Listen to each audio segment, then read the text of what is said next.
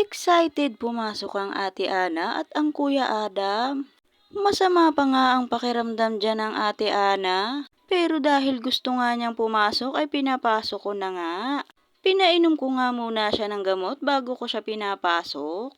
Pag uwi ko naman nga ay pinakain at pinaliguan ko na nga agad ang bunso. Nagmamadali nga akong kumilos dahil nga meeting ng Ate Faith. Nagkasabay pa nga ang meeting nila Ate Faith at ng Kuya Adam. Kaya nga hindi ko alam kung saan ako unang pupunta. Kung pwede nga lang hatiin ang katawan ay ginawa ko na nga. Tinotopak na nga ang bunso ko dito dahil nga inaantok na nga siya. Hindi niya na nga naubos yung pagkain niya at inaantok na siya. Gusto nang makaligo. Topak yarn. Antok pa nga ako dyan dahil nga madaling araw ay nagising ako at nakapako nga ang Ate Ana at mainit nga. Kaya nga pinainom ko na nga agad siya ng gamot. Pero nung umaga naman nga ay hindi na nga siya mainit. Hindi pa rin nga matigil ang bunso ko dito at panay pa rin nga ang pag-iiyak niya na para bang sinasaktan siya. Laking pasasalamat ko nga sa Daddy Adrin dahil nga sinusuportahan niya ako sa ginagawa ko. Pag nag-e-edit nga ako ay siya nga ang nagbabantay sa bunso.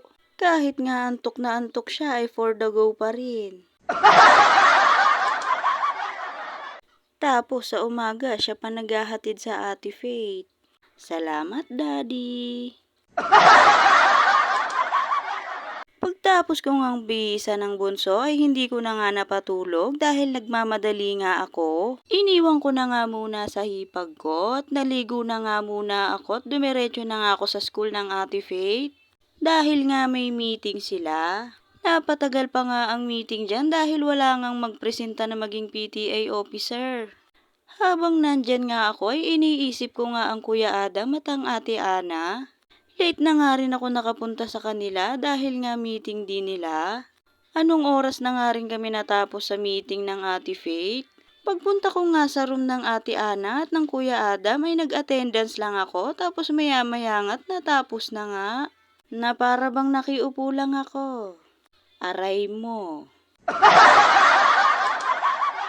Pagtapos nga ng meeting nila Ate Ana at Kuya Adam ay umuwi na nga rin agad kami. May dalang pasalubong ang Ate Faith at ayan nga't pinakain ko nga sa kanya. Pero huwag kayong mag-alala dahil nga malambot lang yung biskwit na yan. Abay gustong gusto niya nga. Napakalaki pa nga ng kagat na para bang may ngipin na siya. Nagwawala nga siya nung mga oras na yan pero nung inabutan ko nga siya ng biskwit ay nanahimik nga. Na para bang gutom na gutom siya lagi. Nung hapon nga ay tumambay kami sa labas. Yun lamang po for today's video. Maraming salamat sa panonood. Bye-bye!